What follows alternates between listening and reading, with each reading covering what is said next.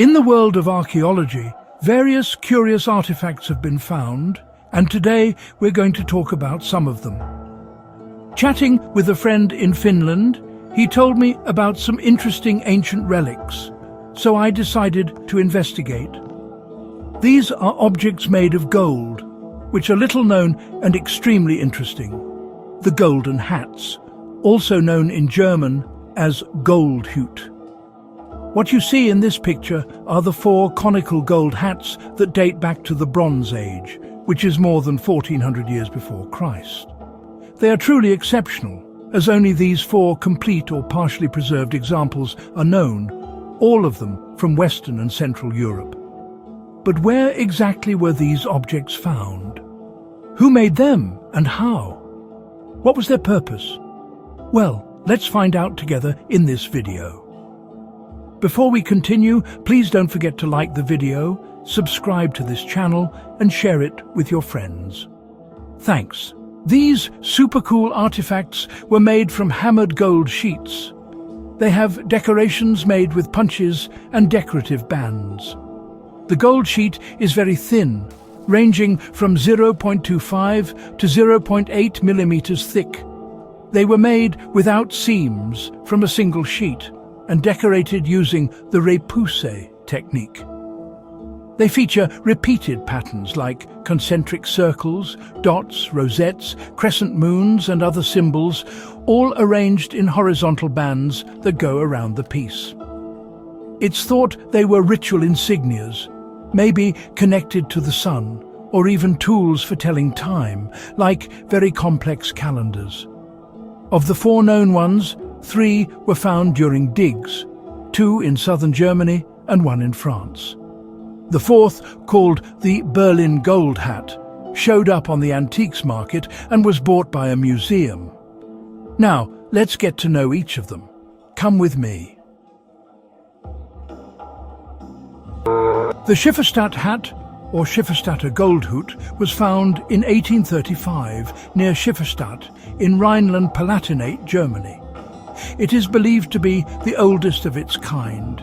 It is sometimes said to be from around the year 1400 or 1300 BC. Today it is cared for in the Historisches Museum der Pfalz in Speyer.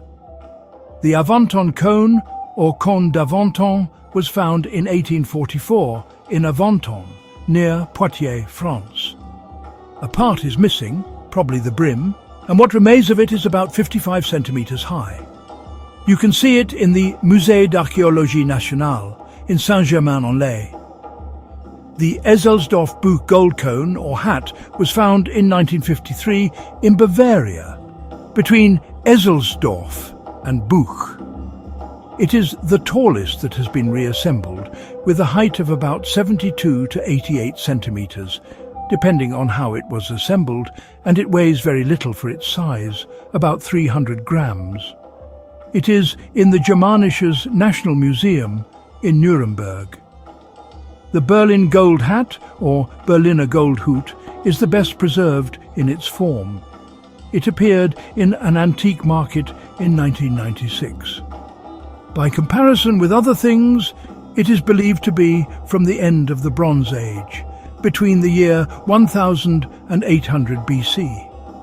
But since it is not precisely known where it was found, we cannot be super sure of its exact date. It was bought by the Museum of Prehistory and Early History in Berlin, which is in the Neues Museum. Where these 4 pieces were found, and that they exist, is very well documented in museum books and in studies on the subject. You might be wondering if the material is pure gold. Well, we can tell you that these pieces are actually gold alloys mixed with silver and tiny bits of copper or tin. For example, the Berlin Gold Hat has about 87 to 88% gold and 9 to 11% silver. But this can change a bit depending on the specific hat. As for how they were made, they started with a single sheet of metal, which was hammered over and over again until it became a cone shape. To create the raised designs and decorations, they used many different tools like punches, stamping wheels and combs. It's likely that while they were working, the piece was filled with some kind of putty or resin. This would help support the metal so it wouldn't get bent out of shape when they pressed designs into it. In some of these hats, we've even found bits of this filling or metal supports, like bronze rings at the bottom. The amazing smoothness and evenness of the work meant they had to be really good at controlling heat and using special techniques, like heating and cooling the metal over and over. This kept it from getting too hard and cracking. Thinking about how advanced they were for the late Bronze Age, making an object this big and smooth without any cracks is truly a remarkable feat of metalworking. The big question is, what do these symbols and markings on the golden hats mean? And another, no less important question is, what were they used for? Well, let's see below.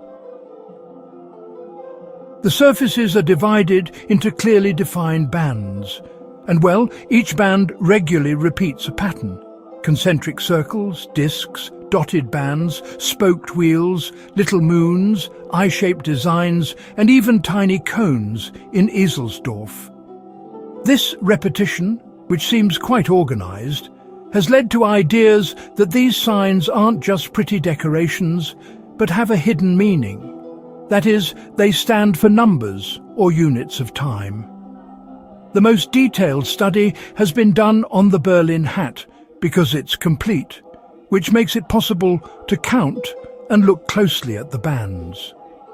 The two main ideas don't go against each other, and in fact both show up in books.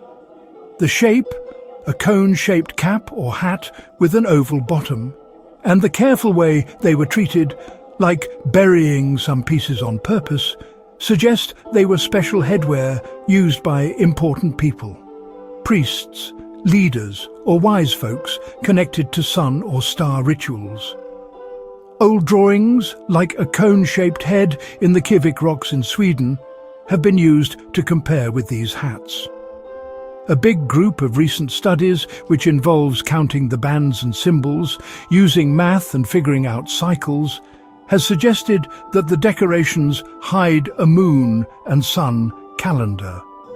Each part or ring stands for a day.